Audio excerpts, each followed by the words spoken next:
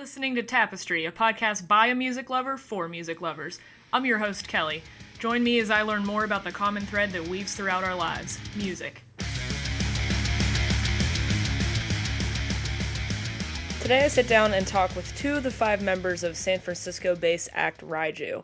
These guys are, in their own word, kind of a freakish mix of tech death, pop punk, progressive metal. They're kind of all over the place. We covered a lot of ground in this episode, including how the band uses spreadsheets to organize their writing process, finding their vocalist and their bassist on Craigslist, and creating authentic music and a sound that resonates with listeners. You're listening to Fractured Light off of their latest album, Non Sequitur.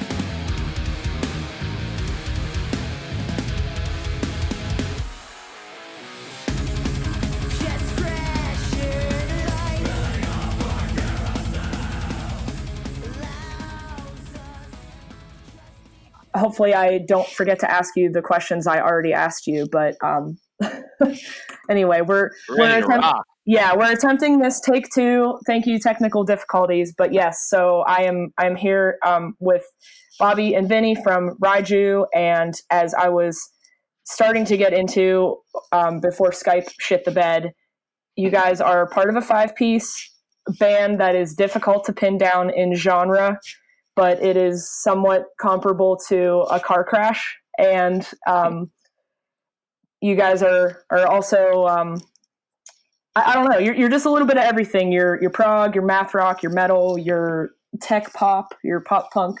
So for the second time this evening, why don't you guys go ahead and introduce yourselves, and then I'll try to get back into the conversation where we left off. My name is Vinny, and I am the drummer for Raiju. My name is Bobby. I play guitar, and I also require second takes on podcasts. Those are sort of my 2 roles in the band. Yeah.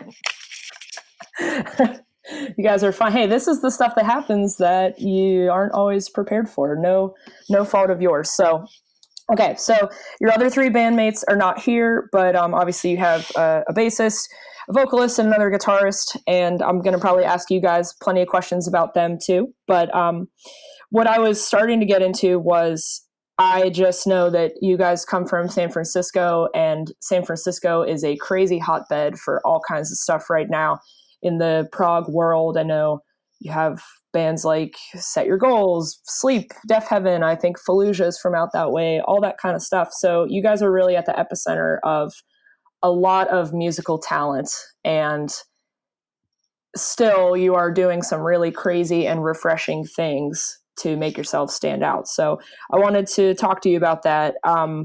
Bobby, you're going to have to recite it word for word. I think it was you who had started to tell me about what it is about Raiju that makes you guys sound like a freakish mix in an active car crash.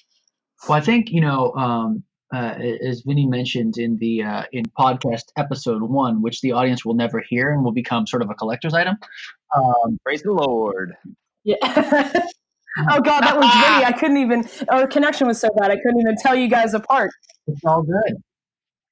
But yeah, I mean, so, our bass player, Max, is a bit of a wordsmith, and took that down. But yeah, I think for what we like to do, it's funny you bring up sort of the tech death bands, because a lot of those guys are really good friends. And we actually just did a little mini run with a couple of really good tech death bands. The Odious Construct from Sacramento, and Ethereus from the Seattle, Washington area. And I think, we very much enjoy playing our instruments. And a lot of what drove us to write the music that we write has to do with having fun doing that and progressing on the instruments. And for that reason, I think we're really good friends with a lot of tech death bands, and we get along really well. But, at the same time, I can speak for Vinny and myself because we grew up together. A lot of the musical influences and sort of things that people in tech death might think are cool or not cool weren't really what drove us to play music in the first place. And they're definitely weren't what, at least when we were younger, what we listened to all the time. So it's kind of, to the car crash analogy, I'm getting there eventually. It's sort of this, we have songs that are a pop punk song that it is arranged in a technical death metal kind of way. We have music that's very, reminiscent of Queen or Kansas, but is more done in sort of a prog between the buried and me way on our record. And I don't think that's just a matter of, picking two random spots on the map and trying to draw a line between them as much as it is these are things that we like. And I know for myself, and I think for all of us, it's gotten, we've played music for long enough that it's try to eliminate the ego and the doing things that you think will sound cool or make you look cool, and just, write the music that you want to write and play. So I think that Mhm. leads to a lot of sort of sonic car crashes for people, because Yes. they're like, why would you do this? And the answer is because we Because we wanted to. fucking can.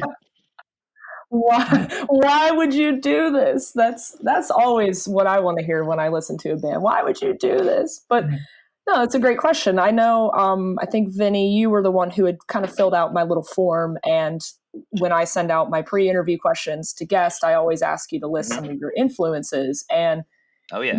your list of influences is insane, and I love it. Right. And I have it here, and I'm just going to ramble this out for a second in case anybody is curious how all this could come together. Your list of influences includes Between the Buried and Me, Protest the Hero, Destridge, Astronoid, Avenged Sevenfold, Blink-182, Devin Townsend, M83, Necrophagist, The Black Dahlia Murder, Nevermore, Tesseract, Kansas, My Chemical Romance, Taking Back Sunday, Arsis, Beardfish, Scale the Summit, Nay Obliviscaris, Ozzy Osbourne, and Sixth. That is a mashup if I've ever heard one. That's like the scariest karaoke night at your local bar. But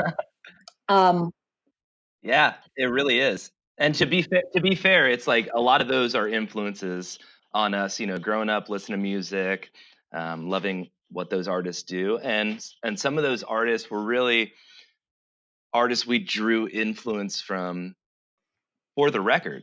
mm-hmm. Like the My Chemical Romance name drop seems super random, but it was like that whole vibe is really apparent in one of our songs. I won't tell you which song, but I think once you hear the song, you'll really understand that. Whoa. And it's like, yeah, we draw from these bands, and aside from just the influence side, it's like the five of us together were a clusterfuck of character, uh, of just like musical tastes. And I think that just broad spectrum really added a lot of value to the creation of this album, because it's like, yeah, going from Necrophagist, fucking really brutal tech stuff. It's like that comes route, comes from our bassist Max, who's a big part of the Florida metal scene, Mm-hmm. and he's all about just the raw intensity, fuck production type aspect of music. And then you got Sean, our guitarist, who's like Deer Hunter, and so many other artists, but he's just really about the beauty, the polish, the production. And me, Bobby, Scott, we're just all over the place in terms of that. But once we come together uh, and start the refinement process, which was a hellish process in its own, I'm sure we'll get to that, but something really unique comes out of it. Well, you guys do it very well, because there's a certain level of talent and skill that is required to be able to take such a diverse array of influences, and you can smash all those things together like in a particle collider, but chances are it's going to sound like shit. But you guys have a chemistry that is not a thing you can teach. But I do find that pretty amazing, considering the story of how Raiju came to be. And I know you guys were founded in 2013, and you two gentlemen that I'm speaking with are kind of the founding members. You're at the core of the band, but it just, based on my research, it's like you found half your band, like one guy's touring, one guy came to you, another one you found on Craigslist. You guys really like just were created out of nothing. But why don't you tell me a little bit about that whole adventure and how this band came to be a thing? Formation. Oh my God. Yeah. Right. It is an absurd deal. Yeah, so I mean, Vinny and I are probably the most boring aspect of the story. We grew up together. We started playing, what was it, like eighth grade, Vinny? Whenever you came up to me at recess and asked me to join your band because I hit things hard. I did.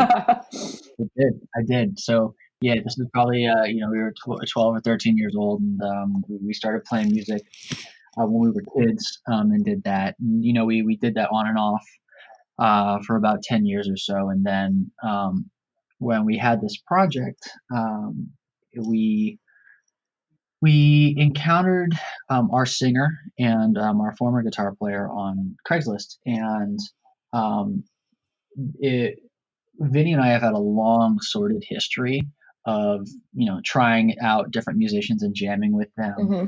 Um, and I feel like it's like every cheesy rom com where it's like, you know what, I just don't think I'm meant for love. Yeah. And at the last moment, we meet our singer Scott, who has the most ridiculous voice of any human being I've ever met. He really does.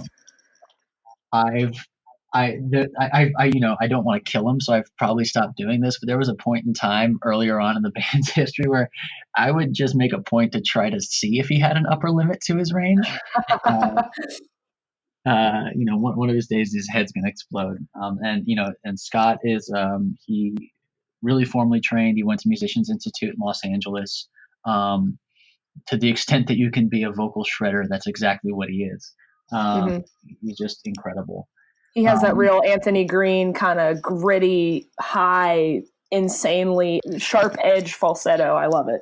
Yeah, exactly. And so he comes from more of he grew up a big punk guy. He was actually a professional surfer when he was younger. Oh, damn. So he was a big he grew up in Hawaii, big punk guy. He loves Circa Survive. Yes. Oh yeah, Anthony Green. Those are huge deals for him. Mike Patton for sure. Oh, okay. I can hear the Mike Patton influence. Yeah, and he'd be pissed if we didn't mention Bjork as well, because that's true. Bjork. He is a big Bjork fan, which I support him on. Yeah, Bjork, if you're listening, Scotty loves you. Okay, great. I'll tag Bjork when this episode's done. He'll be stoked. Please do. We met Max shortly thereafter. And Max was also a Craigslist find. Max grew up in Florida. Was different states have state symphony when you're in high school. If you're one of the best, whatever symphonic instrument in the state, and that's what he was for the double bass, the stand-up bass. And he got into playing in the Florida death metal scene, and was in a brutal band called Demise of All Reason. If you can find their videos and music, it's you get carpal tunnel just listening to it, type of thing. And he did that, and he ended up getting sick. He had cancer, and it was in remission. He beat it, and then moved out to California. And I think we just got really lucky, and we happened to encounter him right as he was looking for a band out here.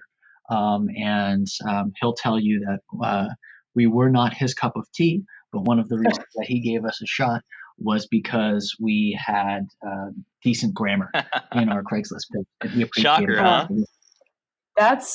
It goes a long way. True. It goes a long way. Yeah, so there's not a lot of good things you find on Craigslist, but you guys are really a miracle in action. So I'm glad it worked out. Well, and probably the craziest deal was, so we we had a different guitarist at the time. We had toured to Chico, California. We played a show up there, and the opening. And this is so Chico's a college town. If you're not familiar, it's just a little party school. Nowhere. No, it's a total party school in the middle of nowhere. No, is that in like the University of California system? CSU. It's in the California State University. C-State. Okay. Yep. And I'm just trying to paint a picture, because we set the show, we booked it, and Sean's band, I think the other 3 of the total 4 members, decided that they were going to bail on the show and go to Coachella. So it was like peak college move. Sean, being the savage that he is, was like, screw that. We agreed to do this show. So he actually backing tracked the rest of them, sang and played lead guitar by himself and crushed it. No joke. Holy shit. Sean, I know you're not here in the interview, but you're the fucking man. That's amazing. It was beyond impressive. Yeah. That's crazy. Wow. He's the type of dude that'll like learn a language while juggling chainsaws type of thing. Like, that's his level of just natural talent. That explains the Raiju sound. You guys really are. You're singing in 2 languages while juggling chainsaws. I think you should add that to your Bandcamp. Beautiful. But wow, that's nuts. So it's like all of these crazy bacteria in a petri dish, and it just kind of comes together to form this wacky, genre bending musical act. I mean, when I say that, I really mean it, because you get on like Bandcamp or YouTube or something, and like every bedroom gent prog metal band is like, oh, a sound you've never heard before, blah blah blah, and it's easy to build yourself up and really make, I don't want to say like delusions to yourself, but you probably sound a lot like a lot of other people, but you guys truly do have a very unique sound and a very unique spin on, song structures and just the sound in general. And that kind of makes sense hearing the whole story. But when you two got together in like 8th grade and started playing stuff, were both of you playing like, band geek instruments, or did you just take guitar lessons at an early age, drum lessons at an early age, and go from there? So Bobby absolutely was not a formal band geek. I don't think he ever participated formally, definitely, trained lessons and everything like that. But he was the band geek. And he came to me, like I said, during recess one time, and it was one of our good friends, Matt, who's an exceptional keyboard player, guitarist, all the above, songwriter.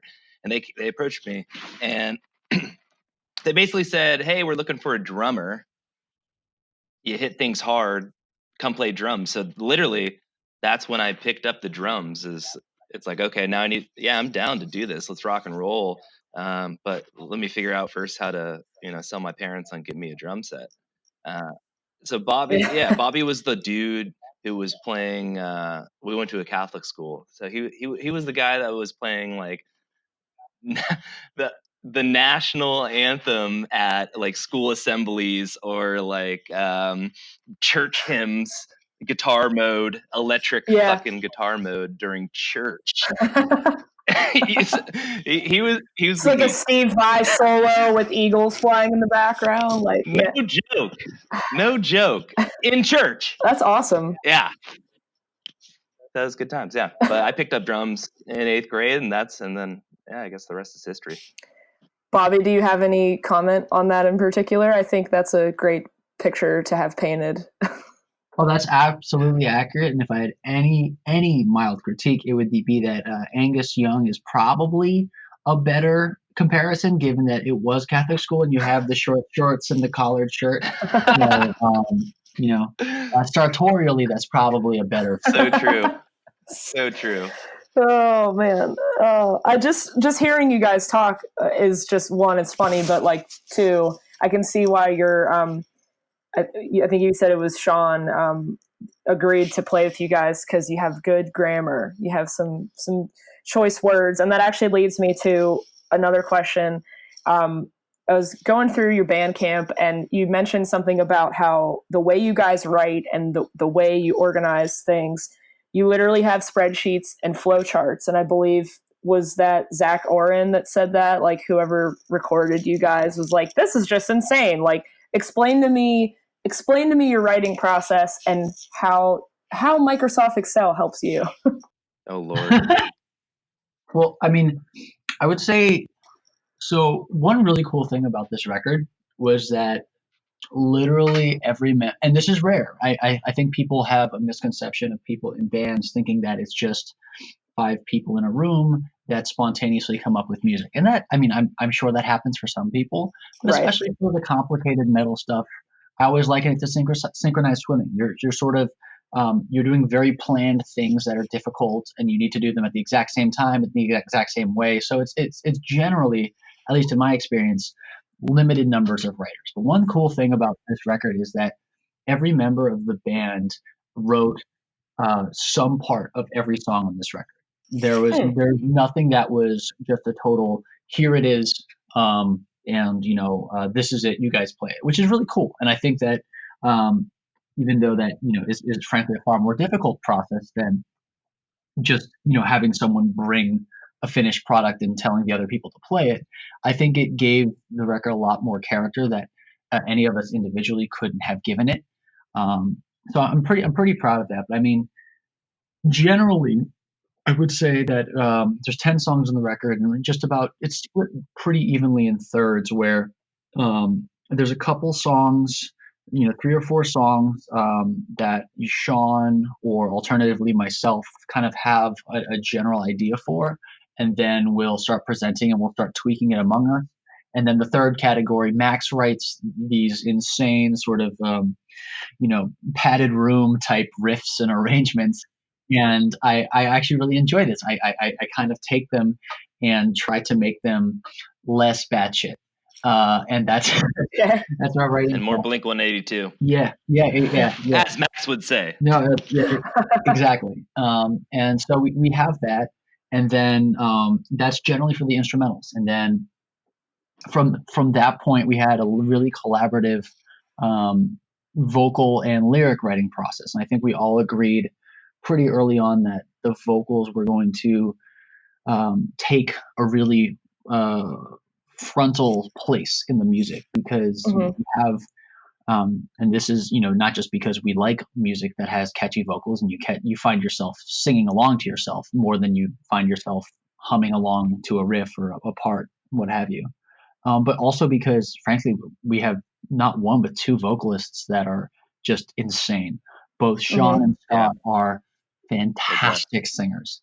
And I know myself and the rest of us, we always were blown away when you have a band that gets on stage and it's not just one but a couple guys. You think of bands like Boston that just get on stage and just start ripping vocally and singing really well, and singing things that get stuck in your head. So that was a big deal, and we all really worked collaboratively and sat in a room. And I think Vinny, we gave him skeletons of drum parts, and he took the stick figure drawings and made them Rembrandts, if that makes sense. But that makes total sense. So I've realized that I've deviated significantly from your original question, which was why the spreadsheets. So we had so many ideas that what would end up happening was we would, in January, decide we like this idea, we want to do that. And then in May, having considered hundreds of other ideas, that same idea would come up, but we wouldn't have a good memory as to whether or not we had decided to do that. And as you can imagine, that might be a bit frustrating in terms of finishing a record. So we ended up having, Kelly wanted to do this, and she said that she wanted to do this on January 2nd of 2018. We decided that we wanted to do that on February 4th of 2018. So when this comes back up in April of 2018, we can look back to the record. For each of the songs, like literally, itemize Excel sheets, breaking down from start to finish the bio that Max wrote, it's no joke. Like, no note was too small to spark a fucking 30-minute conversation. No, literally. You guys sound like my kind of band, really. We almost went to blows. Like, it was like heated, and it was a process. It was a true democratic process. And United States should take note of how we operate it, because that was like wholesome democracy at its finest. The pros obviously being like what Bobby said. It's like, this album is what it is because of all this pain of documentation, Excel, battling for ideas, people selling, bandmates selling each other on ideas. The cons being it was really laborious and took a lot of time to really flesh out everything. But at the end of the day, it's like, I would have. Well, I have no you guys regrets. have you have an album that you should be very proud of, and of course, to the listeners out there, I'm specifically talking about Non Sequitur, which is your 10-track album coming out that I've been doing my best to try to promote and scream at people about because it's worth screaming about. But that is definitely, I mean, not that your 2015 album was bad by any means, but this new endeavor I can tell the spreadsheets paid off. You know, it really does feel like a very polished, very honed in kind of expression. What is a typical Raiju practice like then? Are you guys like, you got your shit together, you come in right on time and, you know, okay, pull up the spreadsheet, here's what we're working on today? Or is there like a flow state that happens and you just start, you know, seeing what comes out? Band practice, it's a regimented type of affair for the most part. For all the parts, it's like we know coming in, we don't like to waste time. You know, we're super busy outside of Raiju, all of us individually. So when we come into band practice, it's pretty much like bring it to the table. We have, you know, like Mm-hmm. when we end a previous band practice or we're talking online, it's we know the agenda for, you know, whether it be you know, songs we have to learn, parts we have to clean up, um, business action items. It's really regimented in that way. So when we all come together, we dial it in. It should be dialed in. So we're coming, we're, you know, whether it be like polishing up a song, learning a new song, coming together, jamming through it. We go into practice with clear goals, and yeah, and it is almost businessy in a sense, but it really yields results when you have the action item list that you have to follow. You go with it and you rock and roll, and you get held accountable too. If someone's fucking up or lagging, then you need to get called out. You take them out back and you, no, no, no. And I know, Vinny, you'd kind of asked me to touch on just what the recording process what the recording process is like, and it sounds like your creative process is, you know, very tailored to your particular interests and stuff. But what over the years, what have been some of the challenges that you have faced just trying to put out great music? It's an interesting question. I think, well, so this album took us a long time to do. I think one challenge was Sean was the most recent addition to our band, and this was sort of, you know, like any working relationship in any relationship period. There's, you know, you feel out the best way that the other people um, work, and that was something that we had to do this time around. And you know, I think you know, and Vinny's touched on it. It wasn't always easy, but we not by plan, but by trial and error, came into you know, sort of ways of not just writing songs but finishing songs. That's, you know, that's really, at least to me, the big chasm that's a tough thing to cross, is where you have music that you're excited about, um, but you know, there's things that you don't like about it, or things that you want to combine, uh, or there's, you know, elements that you want to include in a song that you think would be really cool and you just don't know how to do it. Mm-hmm. And a lot of times the way that you fix that is you work with other people, and you know, figuring out the best way for us to do that work was difficult. And you know, we we've recorded our record in a very similar way to the way that we did the last one, Mm-hmm. which is, and it's purely an economic decision, of just doing the guitar demoing and bass demoing and tracking all at home on your own time. So when the time you go into studio, you actually have the record relatively recorded. We ended up recording some guitars and bass, I believe, in studio, but for the vast majority of it, especially given sort of how complicated the music is, um, I love bands like Baroness Mm. and Death Heaven, and bands that are very layer focused, but that's not really what we do. And it's almost the type of thing where because of all of the notes that are happening at once and the way that they relate to each other, it would be potentially stepping on a lot of toes to just, start jamming on a thing in the studio and throwing it on top of stuff. Mm-hmm. Because then you sort of lose the ideas that you wanted the listener to hear in the first place. So, I mean, we actually, in terms of how we did it pretty consistently, which was, record the guitars and bass at home, record the drums in studio, just because I think that's really the thing that you have to do in studio anymore, just because of the nature of the acoustic drums, and you need a space that sounds good. Yeah, and your crazy mics and placement and all that junk. Yeah. Well, and one thing too, before either Vinny or I forget this, is that we definitely benefited a ton from the honorary sixth member of Raiju, Zach Warren. Yep. Praise to thee. He was great. And he's who engineered Fallujah's stuff as well, Fallujah, right? Everything That All Shall Perish ever did. Animosity. NPO, oh, great. He did Machine Head recently. Yeah. He's amazing. And if any bands out there are looking for an absolute professional to work with, I could not recommend him more. Both from him being incredibly good at his job and making your records sound amazing, but also in terms of working with us and, help bring out the best of what we were trying to accomplish, and frankly serving as a mediator when we had disagreements between us.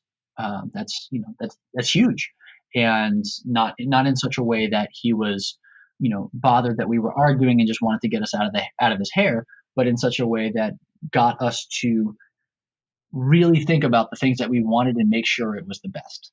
And so, that's huge. And that was,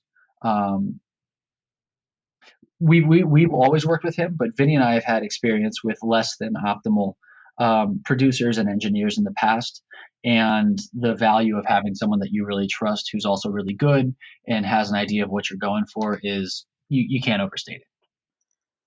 No, that's priceless to have a relationship with someone like that too. And especially, I mean, hands down, Fallujah is and probably will always be my favorite tech death band. So I was like looking over my notes and I'm like, oh, Zach, like I had no idea. I'm like, oh, he worked on Fallujah stuff. And not to veer too far off course from talking about you guys, but Fallujah is a great example of a band where I don't think their records would sound anywhere near as immersive if it were not for the outstanding mixing in the atmosphere. And that's a skill that not everybody has, to be able to make everything you guys do on point, but then take it somehow to just another level that's pleasing to the ear. And the cool thing with Zach too, and I always tell this to people when they ask why we like Zach or who we recommend, is with some producers, you'll do something. Let's say you're taking a guitar part or whatever, and you'll do it. And the bad producers, in my opinion, will say, "How'd that feel? What'd you think of that?" Good producers will say, "That was great," or alternatively, "That sucked. Do it again." And Zach is a good producer. And it's, some people, maybe that rubs them the wrong way, but it's so critical, because you either say, no, Zach, you're wrong. We know what we want and we're going to go with that. And you got to be really sure in that. Or alternatively, you say, you know what, you're right. I didn't think of it that way. And, we should do it. And that's so really huge. Zach and I, when we recorded drums, it was an immersive, was it 3 or 4 days? 4 days? 3 days? Whatever. It was like 10 to 12 hours each day, and 10 songs. We laid them all down. That's brutal. And just exactly what Bobby said. It was just like, he had no problem chiming in with verbatim, think you can do that better. Think you can do that better.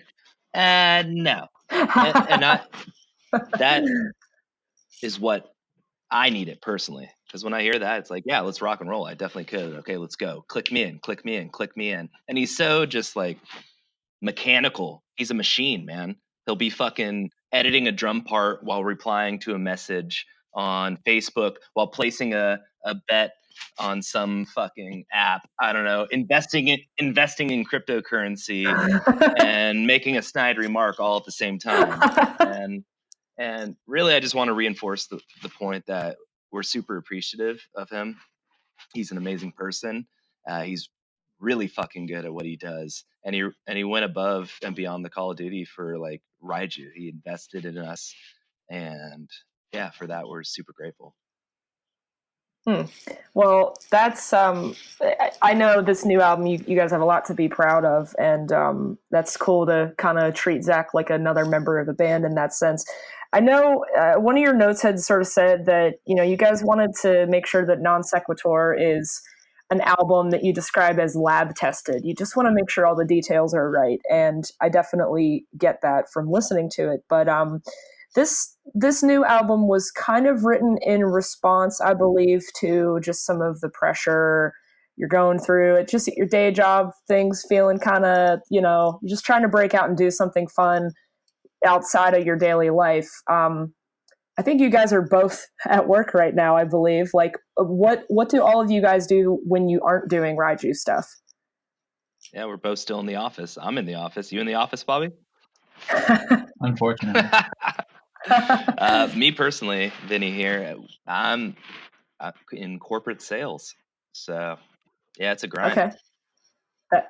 That's got to be stressful as all hell. Bobby, what about you? I'm a lawyer, so I'm also familiar with the world of stress. Although I do say I love my job, especially if everyone's listening.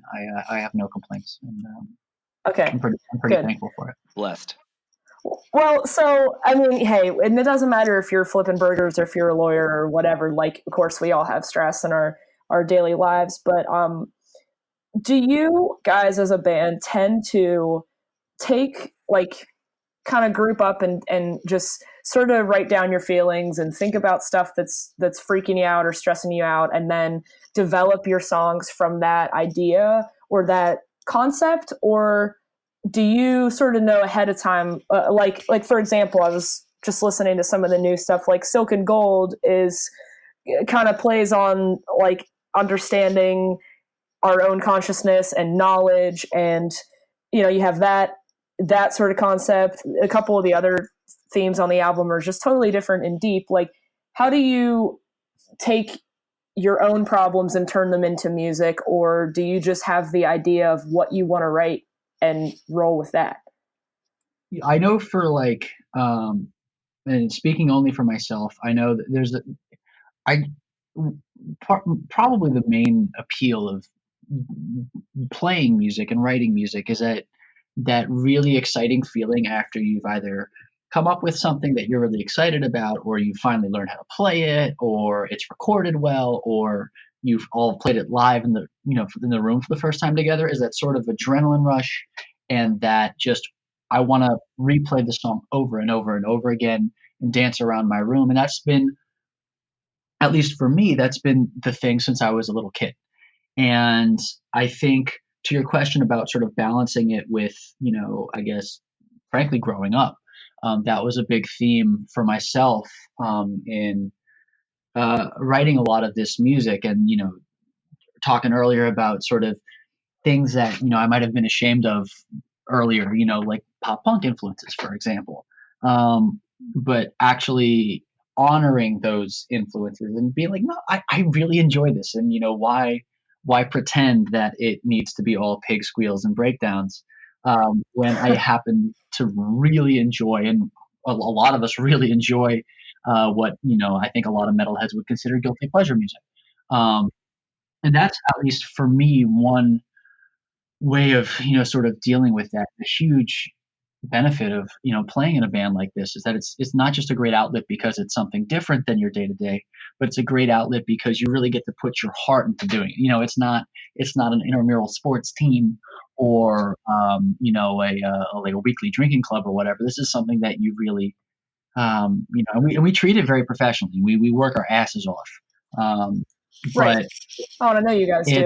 But it's just, it's something that's like probably more an emotional investment than most pursuits outside the 9 to 5. And I mean, and you mentioned Silk and Gold, and I think for the lyrics,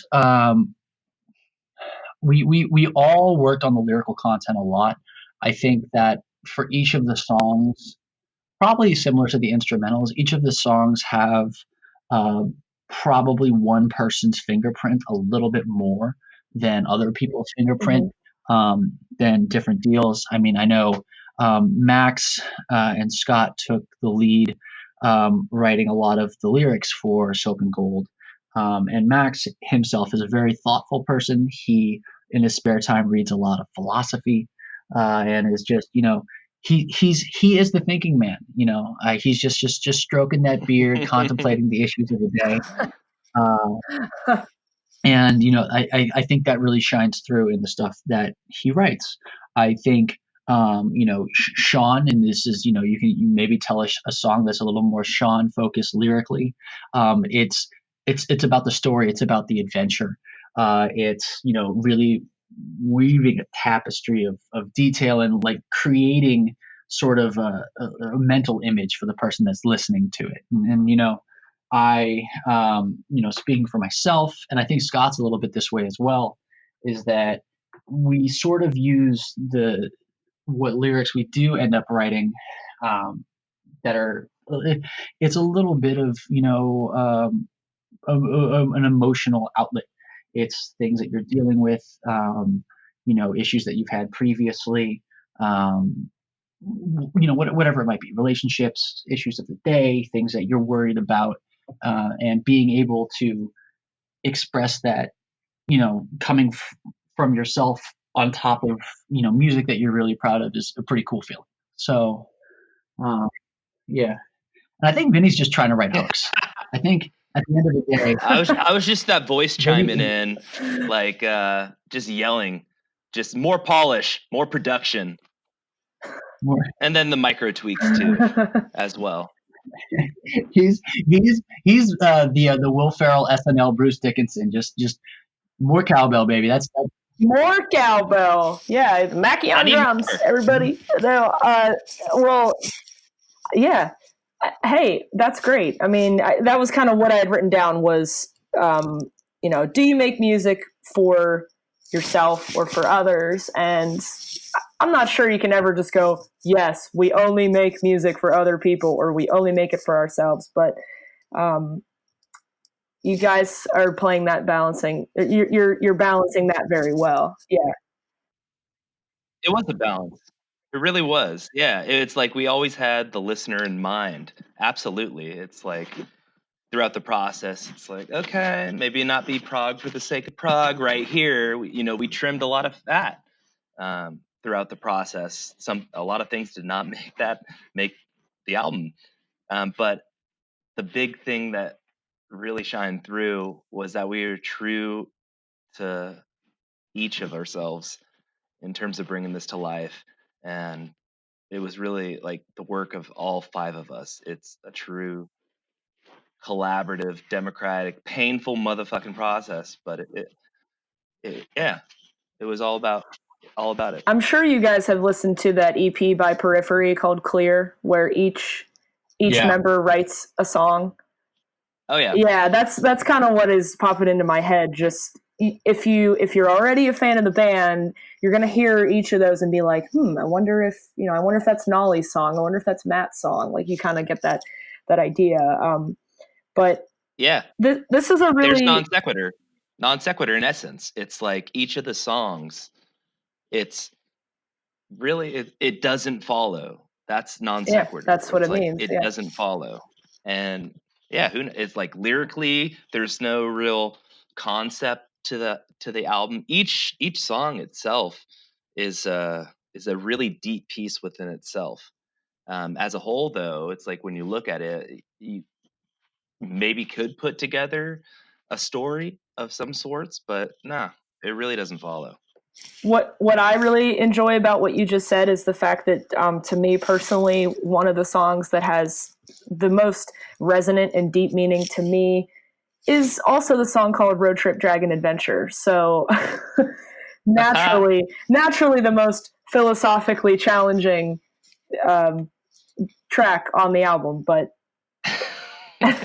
well, I'm glad you said that, because to me, that's one of the things I like most about, I guess, without trying to sound too pretentious, like intelligent music or thinking man's music is, you can listen to an album track to track, and you're only going to know from the artists themselves if it's meant to be listened as one cohesive, oh yes, my grandmother died and all 10 of these tracks were about me dealing with her death, like something like that. Or it could be totally open-ended and it doesn't really matter. One song might be about pizza and the other one might be about a football game. So it doesn't really matter. It's all totally open-ended. But what would you say your goals are for the reception of the new album, and what's going to make you guys the happiest once this thing releases basically next week? What's going to make you the happiest if it happens? You mean apart from the mansion? Gold bricks. Give me my gold bricks. Okay. Yes. Apart from the mansion. We'll accept the yacht, Yeah. but we like to set lofty goals for ourselves. So well, it's funny, by the way. I think you may have named our next live excursion. I don't know if you've been hearing this, Vinny, but she's kept saying non sequitur, and that's genius. I did, yeah. I may be mispronouncing it wrong, so that is no.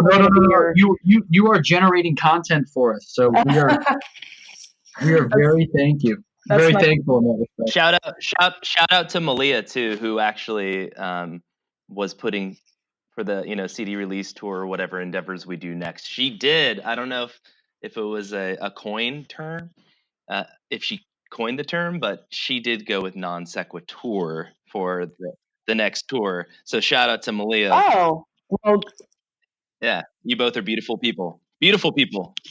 Well, great minds think alike, I guess. Yeah, or minds that don't know how to pronounce Latin very well, which is ironic because I took like 2 years of Latin. I should know better. Hey, it's a dead language. I mean, there's really no reason that you couldn't pronounce it properly. Yes, Caesar's not going to come back from the dead and scold me for saying it wrong. So I'd rather you guys get a creative, Caesar, to get a more creative tour name out of it. But okay, so once you get the yacht and the mansion, you'll be really thrilled. Yeah, I mean, I think if anyone wants to. No, I think at least for myself, you mentioned sort of, do you write music for yourself? Do you write music for other people? I think of it in terms of layers. I think the most important thing is that you really enjoy and are passionate about the music, and that's sort of the base level. And if you can get that, then I think the level beyond that is recording it, is getting a really good representation of what the band has collectively created. And then I think the layer of the onion beyond that is playing it for people. And, just like you want to make the music as good as it can be, you want to make the recording of it as good of a representation of what the ideas were as it can be. You want to do the, playing it for people as well as you can.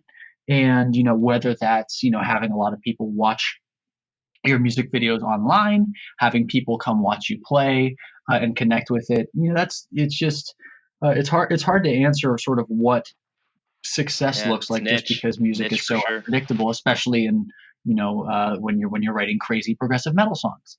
But at the same time, it's just, trying to do the best that you can, representing the music to people when you're on stage, and giving the presentation of the idea. And you talked about feeling an emotional connection to songs is my dream live performance is one where people feel the same or better emotions that they feel when they put on the record.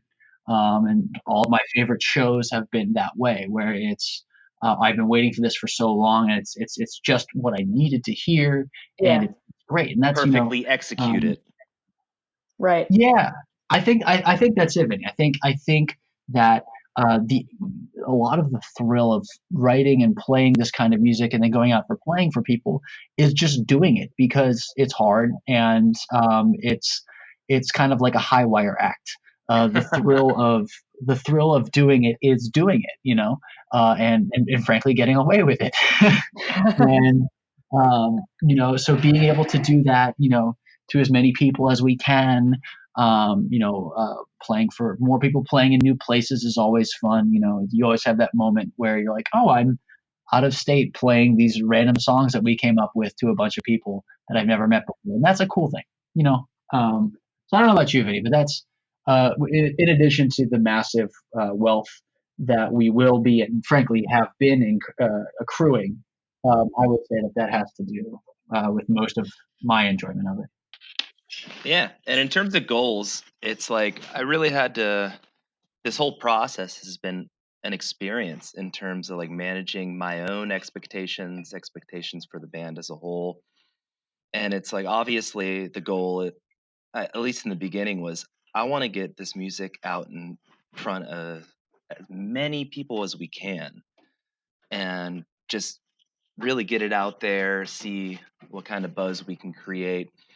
And as the process went along, and really it dawned upon me as we come near to the release of the album, it's I really want to like appreciate everyone that's been with us, like our core fans, the community that we built out. Because to take it back a little bit, it's like we live in an age where these fucking SoundCloud rappers or whatever, it's like they're blowing the fuck up, and it's like millions of views and playing these sold out arena shows and everything. Mm-hmm. And it's hard to not like compare yourself upwards of, it's like, yeah, that's what I want. That's what I want. And so you got to kind of learn to manage the goals and realize what we're doing and what this is. And this album is really niche. We didn't try to go broad by any means.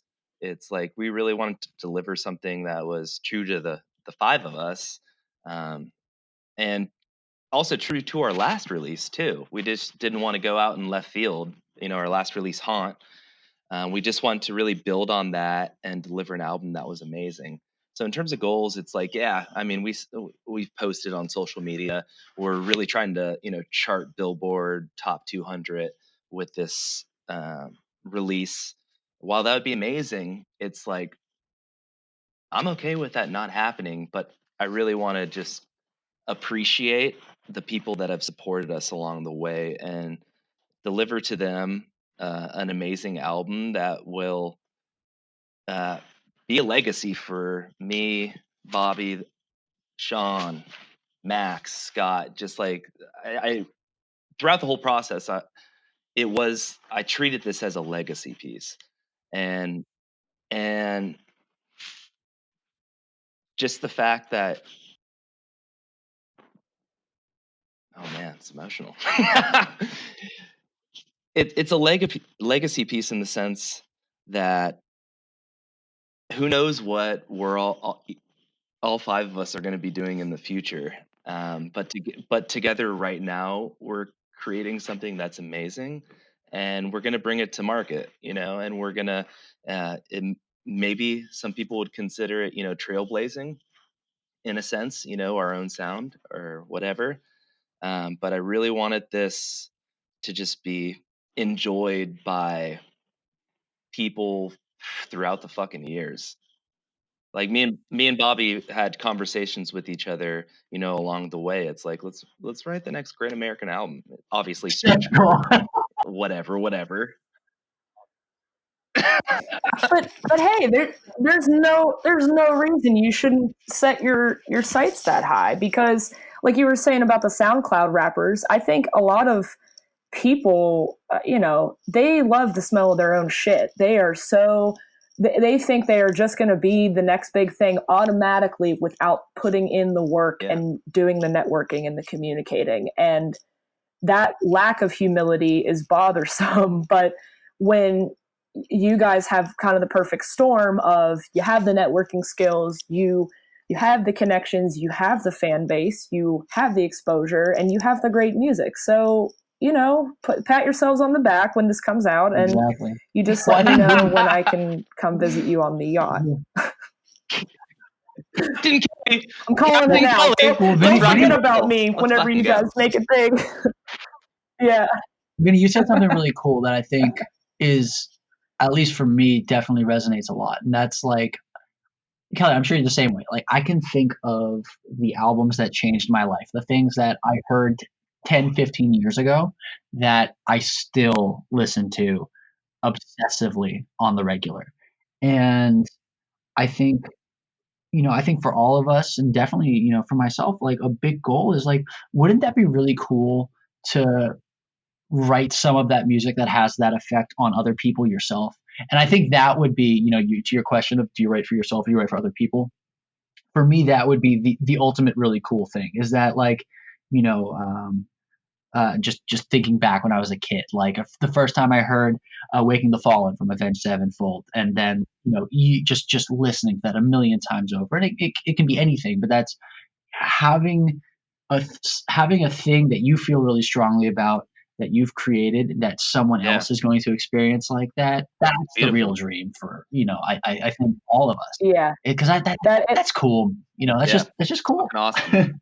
it is a beautiful feeling because I know back when I was making art, I had like a smallish fan base of people, and like even just one person saying, hey, thanks to this picture you drew, I X, Y, or Z, or like it helped me through a really bad week or whatever. And like it's not even an arrogance thing. It's just a really human sense of pride, but not in that arrogant way. It's just like, hey, thanks, that means a lot to me. And to foster that connection with another person, whether it's through visual art or music, that is absolutely something to chase. That's a feeling that I hope everybody can experience at some point in their Absolutely. life.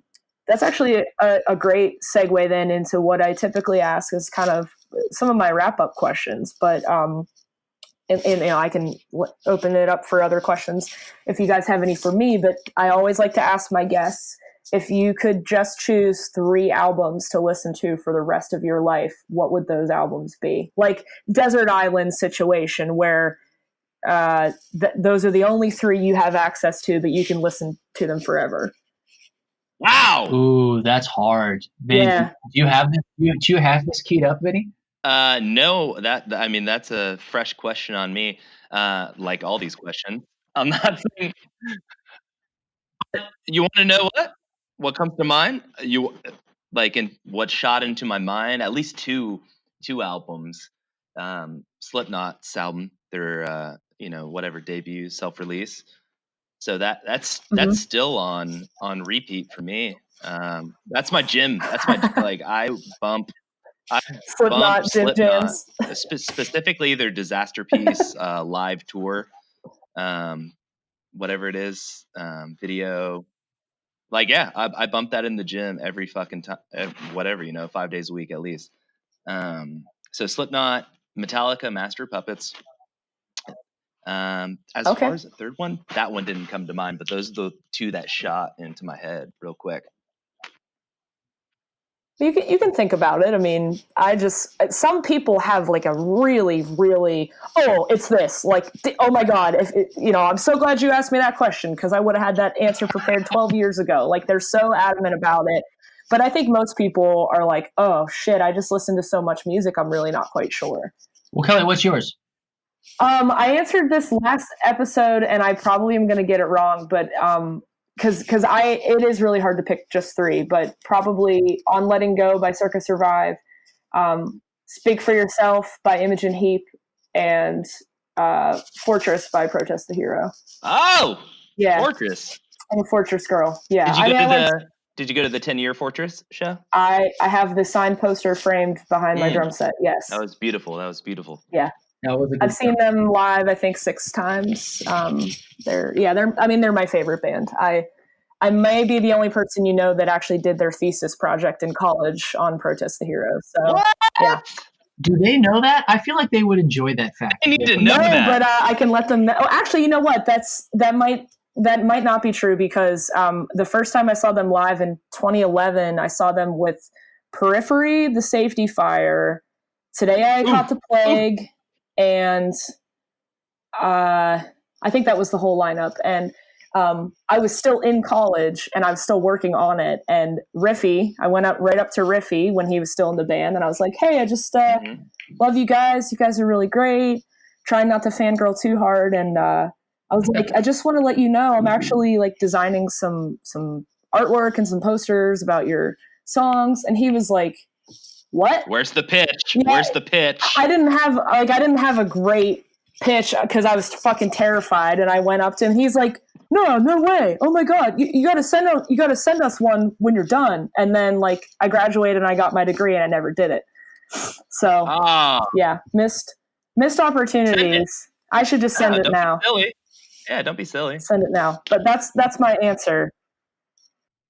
So I think I have an answer for you. I think I do. I definitely have 2 of the albums, and I'm trying to think of the third.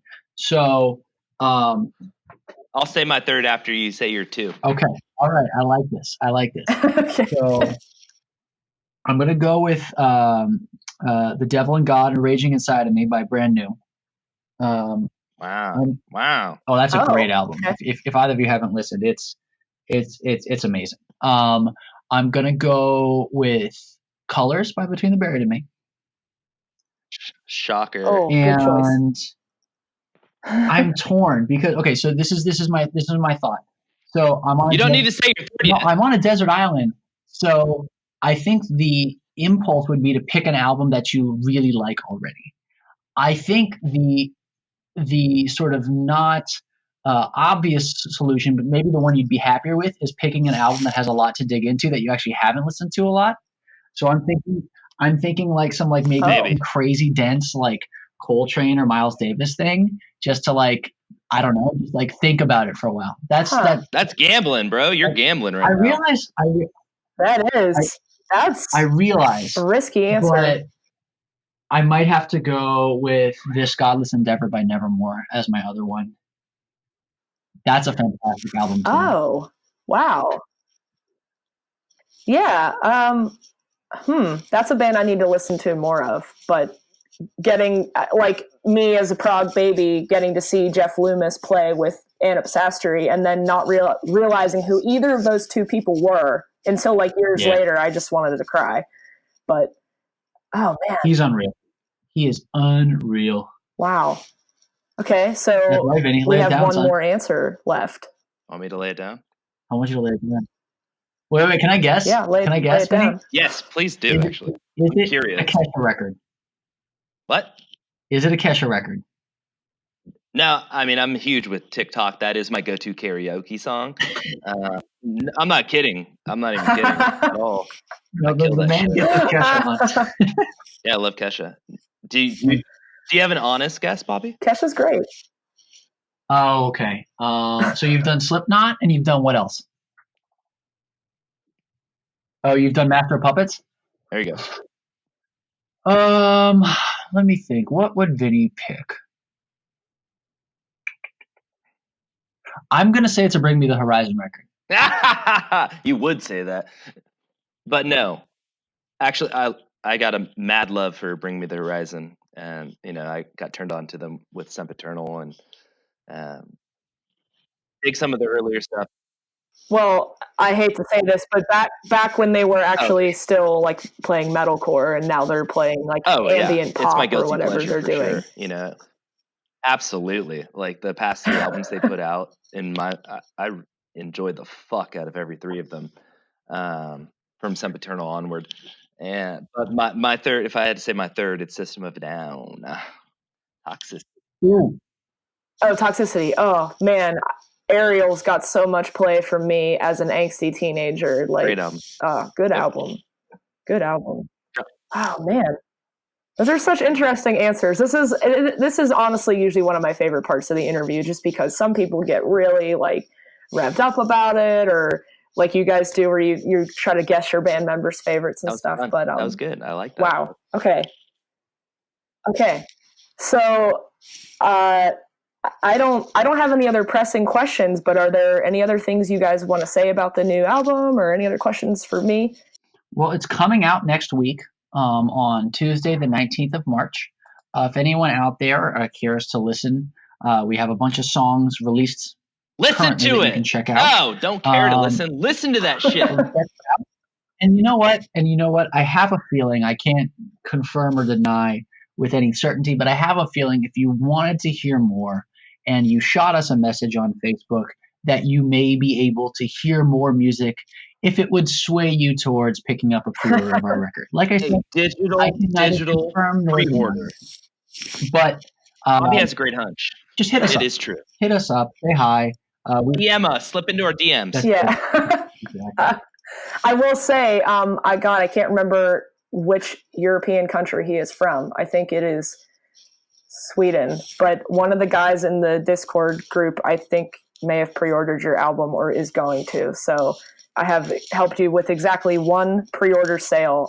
But oh, thank you. Yeah. That Discord group, by the way, I'm looking forward to really digging in there, because just like my introduction, I won't name drop which group. I don't know if it's secretive or whatever, but holy fuck, that, like, I'm involved in a lot of communities, within whatever, Reddit, Facebook, Twitter, all the social media platforms. That Discord group, like, some of the most like positive people and just really music nerds, supportive. It's like a lot of positive energy in there. So I'm really looking forward to engaging more with them for sure. Yeah, and I'm happy to have you guys in there. Yeah, thank you for that intro. You're welcome. Really cool. If you guys do post in the our prog metal subreddit, that's kind of the shared Discord from that, and I think it's also the our prog rock one as well. But that makes sense. Either here nor there. Yeah, I will definitely try to promote that so that you can have some fans checking things out to be in there and listen to the new album in real time with your commentary. But as for me, I don't have any other questions for you guys, but thank you for providing some entertainment for my Thursday night. Woo! And I'm going to do my best to get this all wrapped up and ready to go with the album release for next week. So that's pretty exciting. But thank you very much. And quick note, I want to thank you personally, because you've been busting your ass, sharing the message of Raiju and really helping us out along the way with this throughout this whole record release ever since we partnered with Jill, Malia, Hosta, as a whole. So from the bottom of my heart, like, thank you, because you're doing a lot of doing a lot of cool work. Yeah, thank you. I'm stoked. I'm stoked for you guys, and I know that is kind of technically now my part-time job to be stoked for you guys, but it's obvious when you aren't excited about something and you're just kind of like, okay, fine, I'll do this. But I think you guys have some really big things ahead of you, and I'm happy to be some very teeny tiny small part of that future success, hopefully. So I'll let you guys get on with your evenings, and thanks again for being on the show, and I'll be in touch with you guys soon, I'm sure. Much love. Cheers. All right. Peace. Thanks, guys. Have a good night. All right, you heard it from Bobby. You better go check these guys out everywhere. They're on Facebook, Spotify, YouTube, Bandcamp. But most importantly, please check out their new album, Non Sequitur. It's really a phenomenal listen, and I, of course, got the opportunity to listen to it before it came out, and I can definitely vouch for the fact that it is badass. So please go give them a listen, and as always, thank you for listening.